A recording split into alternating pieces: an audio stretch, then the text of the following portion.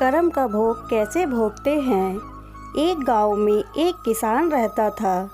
उसके साथ उसके परिवार में उसकी पत्नी और एक बेटा था। कुछ सालों के बाद उसकी पत्नी की मृत्यु हो गई। उस समय उसके बेटे की उम्र 10 साल थी। किसान ने दूसरी शादी कर ली। उस दूसरी पत्नी से भी किसान को एक लड़का हुआ। किसान की दूसरी पत्नी की भी कुछ समय बाद मृत्यु हो गई। किसान ने अब अपने दोनों बच्चों को अकेले ही पाल पोस के बड़ा किया। किसान का बड़ा बेटा जो पहली पत्नी से प्राप्त हुआ था, जब शादी के योग्य हुआ तब किसान ने बड़े बेटे की शादी कर दी। फिर किसान की भी कुछ समय बाद मृत्यु हो गई।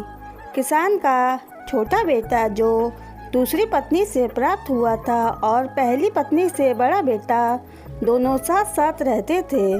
कुछ समय बाद किसान के छोटे लड़के की तबीयत बहुत खराब रहने लगी। बड़े भाई ने कुछ आसपास के वैद्यों से इलाज करवाया पर कोई राहत नहीं मिली। छोटे भाई की दिन पर दिन तबीयत बिगड़ती जा रही थी और बहुत खर्च भी हो रहा था। एक दिन बड़े भाई ने अपनी पत्नी से सलाह की, यदि ये छोटा भाई मर जाए तो हमें इसके इलाज के लिए पैसा खर्च नहीं करना पड़ेगा और जायदाद में आधा हिस्सा भी नहीं देना पड़ेगा। तब उसकी पत्नी ने कहा, क्यों ना किसी वैद्य से बात करके इसे जहर दे दिया जाए। किसी को पता भी ना चलेगा और कोई रिश्तेदार शक भी नहीं करेगा। सब यही कहेंगे कि वह बीमार था और बीमारी से मृत्यु हो गई। बड़े भाई ने ऐसा ही किया। एक वैद्य से बात की, आप अपनी फीस बताओ, ऐसा करना, मेरे छोटे बीमार भाई को दवा के बहाने से जहर देना है। वैद्य ने बात मान ली और लड़के को जहर दे दिया और लड़के की मृत्यु हो गई। उसके भाई भाभी ने खुशी मनाई कि रास्ते का कांटा निकल गया। अब सारी संपत्ति अपनी हो गई। उसका अंतिम संस्कार कर दिया गया।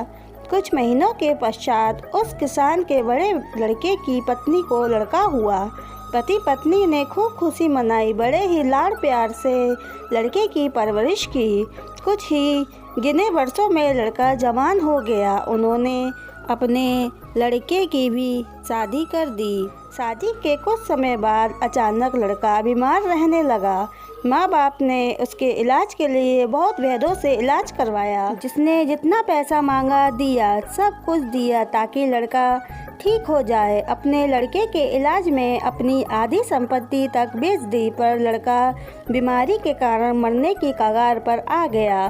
शरीर इतना ज़्यादा कमज़ोर हो गया कि अस्थि पिंजर ही शेष रह गया था। एक दिन लड़के को चारपाई पर लेटा रखा था और उसके पिता साथ में बैठे अपने पुत्र की ये दयनीय हालत देखकर दुखी होकर उसकी ओर देख रहे थे। तभी लड़का अपने पिता से बोला कि भाई, अपना सब हिसाब हो गया, अब बस कफन और लकड़ी का हिसाब बाकी है, उसकी तैयारी कर लो। ये सुनकर उसके पिता ने सोचा कि लड़के का दिमाग भी काम नहीं कर रहा है बीमारी के कारण, और बोला, बेटा मैं तेरा बाप हूँ, भाई नहीं। तब लड़का बोला, मैं आपका वही भाई हूँ जो आपने जहर खिलाकर मरवाया था। जिस संपत्ति के लिए आपने मुझे मरवाया था, मुझे अब वो मेरे इलाज के लिए आधी बिक चुकी है और आपकी शेष है। हमारा हिसाब हो गया। तब उसके पिता फूट फूट कर रोते हुए बोले कि मेरा तो कुल नाश हो गया, जो किया मेरे आगे आ गया, पर तेरी पत्नी का क्या दोष है जो इस बेचारी को जिंदा जलाया जाएगा। उस समय सती प्रथा थी जिसमें पति की चिता के साथ पत्नी को जला दिया जाता था। तब वो लड़का बोला कि वो वैद्य कहाँ है जिसने मुझे जहर खिलाया था। तब उसके पिता ने कहा कि तुम्हारी मृत्यु के 3 साल बाद वो मर गया था। तब लड़के ने कहा कि ये वही दुष्ट वैद्य है जो आज मेरी पत्नी रूप में है। मेरे मरने पर इसे जिंदा जलाया जाएगा। सीख, हमारा जीवन जो उतार चढ़ाव से भरा है, इसके पीछे हमारे अपने ही कर्म होते हैं। हम जैसा बोएंगे वैसा ही काटना पड़ेगा। कर्म करो तो फल मिलता है, आज नहीं तो कल मिलता है। जितना गहरा अधिक हो कुआं, उतना मीठा जल मिलता है। जीवन के हर कठिन प्रश्न का जीवन से ही हल मिलता है। अगर ये स्टोरी आपको अच्छी लगी हो तो चैनल को सब्सक्राइब, वीडियो को लाइक करना ना भूलें। इस स्टोरी पर आपकी क्या राय है हमें कमेंट करके ज़रूर बताएं। पूरी कहानी सुनने के लिए आपका बहुत बहुत धन्यवाद।